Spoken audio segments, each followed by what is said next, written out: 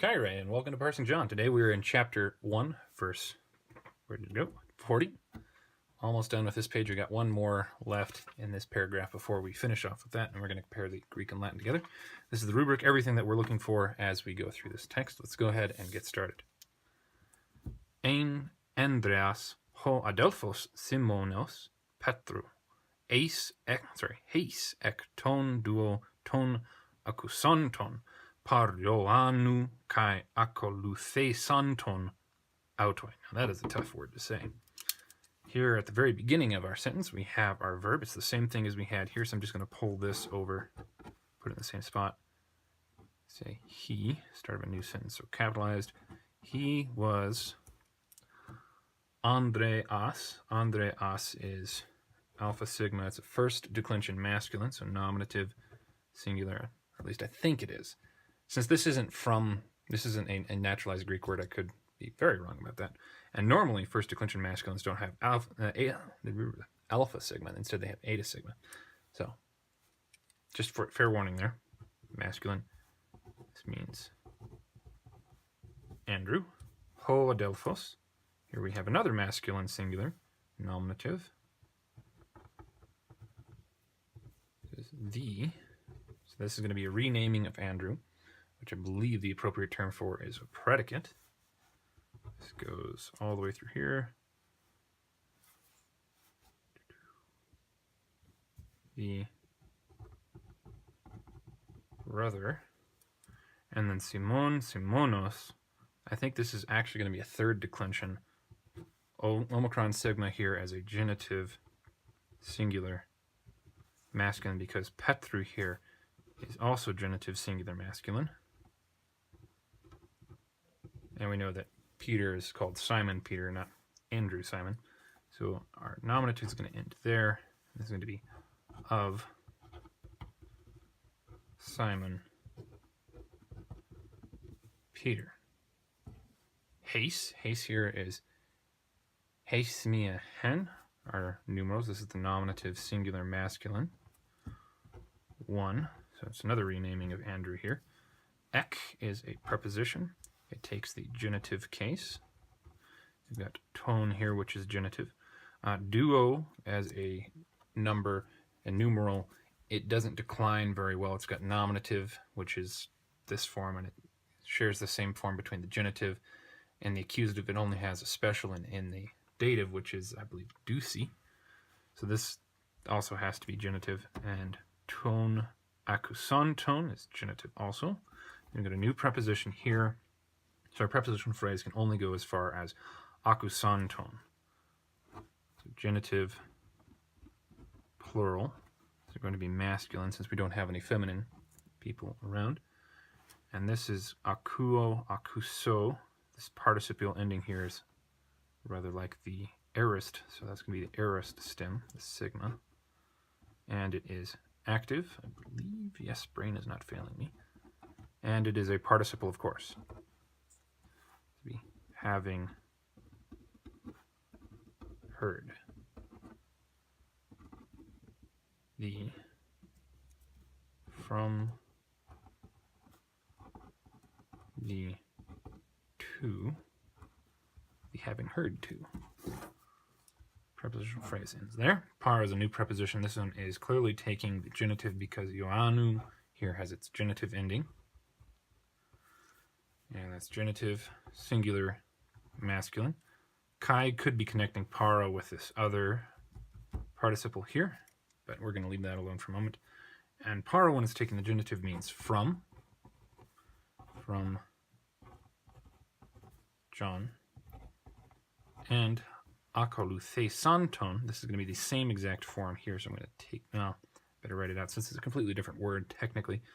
So that's going to be genitive, plural, masculine, aorist, active, participle, and it means having followed. And this word takes a dative in its object, which we find right here with that sub-iota. Dative, singular, masculine, referring back to John, or possibly to Jesus, who doesn't appear on here. I'm going to put an or there. Question mark. Him. Or him. Semicolon, not semicolon. Colon, colon. And there we go. Let's take a look at how this works. We're going to have to figure out, does this go with this or just with John? Our context from the beginning is, he was Andrew, the brother of Simon Peter, one from the two, the having heard two, so we'd repeat two there again. It's going to be having heard from John. So then this preposition, no, that works, is telling us what's going on with this. Having heard from John and having followed. So that prepositional phrase has to end here, and has to be introducing a new clause. And maybe prematurely moving that parentheses there was not the smartest idea. So let's try that again from the beginning. He was Andrew, the brother of Simon Peter, one from the two, of the two having heard. So yeah, prepositional phrase right there. From John, and having followed him. So it's not going to be John, it's going to be Jesus right there. And there we go. That is the internal context of this verse. Let's take a look at it from 35. On the next day, again, the John had stood, and two from the disciples of him. And having looked at the Jesus walking about, he said, Behold the Lamb of the God. And the two disciples heard him speaking, and they followed after the Jesus. But the Jesus turned, and having seen those following along with him, he says to them, What do you all seek? But those ones said to him, Rabbi, which is said, being translated, Teacher, where are you staying? He says to them, Come and you will see, possibly for yourselves. They came therefore and saw where he is staying, and they stayed with him for that day. Hour was as the 10th. He was Andrew, the brother of Simon Peter, one from the two of those having heard from John and having followed him. There we go. That's the entire context of verse 40. Next thing that we want to do is we want to take a look through here, see if there are any proper nouns which appear without a definite article, and then we have to try to see which of the two different ways of translating them is the best. And we find right here with Andrew, we have no article between him and his verb. So then let's see what it sounds like either way. So just as it was what we said before, no article, no definite, no indefinite. He was Andrew, the brother of Simon Peter. Simon Peter is another one without an article. So now we try it with an indefinite article. He was a Andrew, the brother of a Simon Peter. And as you can tell, that makes no sense at all. So in this case, as with, I believe, most of the previous instances, no indefinite article is better than having an indefinite article.